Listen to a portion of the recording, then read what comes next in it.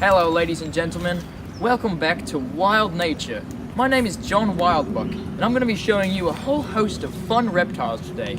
I'll be introducing you to some animal experts who specialize in a lot of different animals. Whoa! This beautiful girl is called the Corylus caninus. She's more commonly known as the emerald tree boa. Her color pattern consists of an emerald green color with a white zigzag stripe called lightning bolts, as well as a lovely yellow belly. She also gives birth to about 6 to 14 young. They have a distinctive brick red orange coloration, and they gradually go through a color change to turn into the iconic emerald green that we all know. Let's let this little guy go free into the wild. There you are, safe and sound. I'm going to introduce you now to a frog expert named Hazel. Hi, this is Calandra calidrias, also known as red-eyed tree frog. Their legs are longer than its body, so it's suitable for climbing up a tree rather than swimming. There's a sucker on the toe, so it can move on wet leaves or branches.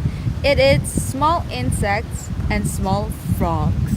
When they're in danger, it suddenly opens its eyes and it's very red, and its bright color distracts the predators and it gives them time to escape.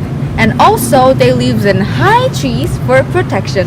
Agalichnus calandrius has been known to exhibit phonotypic plasticity, which is hatching early in response to disturbance to protect themselves.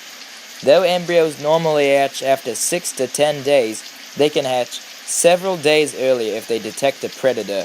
Now that's pretty wild, eh? I'm here on the banks of the Amazon River, and I'm about to introduce a very special creature.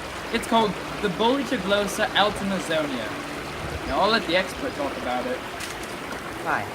This creature is also known as the climbing salamander, found mostly at tropical rainforests like Amazon rainforest. They located at low rainforest level where the occurs low vegetation.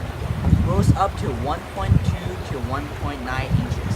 The tail is as long as the body. Look at it. It has a beautiful skin, but it can also breathe through it.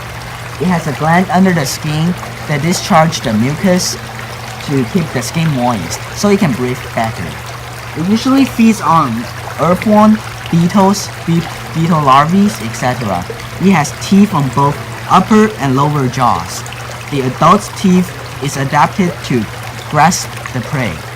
Yes, sir. This beautiful creature is mobile in a tree as well as in a river. This next creature that I'm going to introduce is the Basiliscus basiliscus, colloquially known as the Jesus Christ lizard.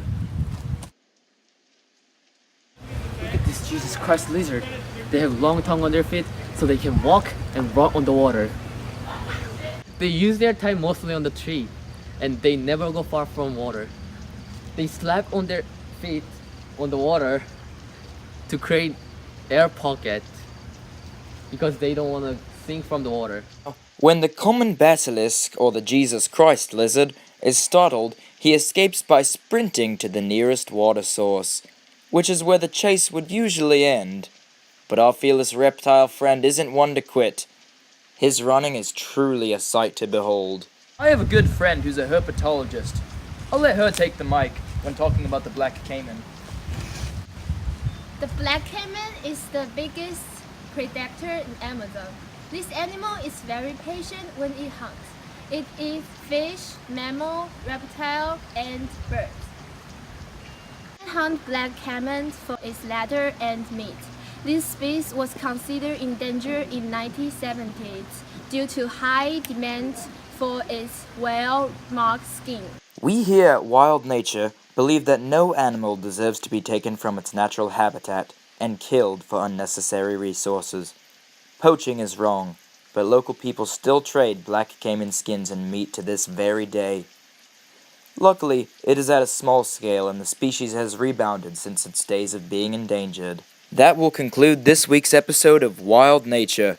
I hope these brave, intellectual animal experts helped you understand a little bit more of the natural creatures that live in our world.